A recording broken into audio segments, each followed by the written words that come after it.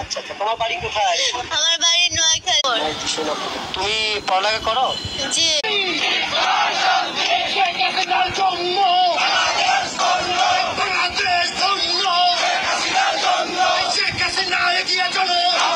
কিছু নাই, ছাত্ররা সরকার চেঞ্জ চাইছে, বিএমপি চায় নাই। ছাত্রদের মুখ থেকে দেশের মানুষ শুনতে চায় তারা কাকে চায়।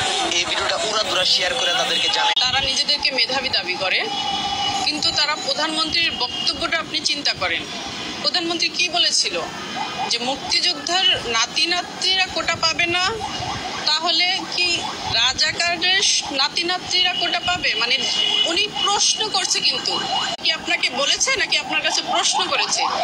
এখন প্রশ্ন হচ্ছে, সে প্রশ্ন করেছে পুরো জাতির কাছে, যে হচ্ছে বিভিন্ন ধরনের বিভিন্ন দলের লোকজন কিন্তু একজন আরেকটা পরিবারের সাথে অ্যাটাক করতেছে।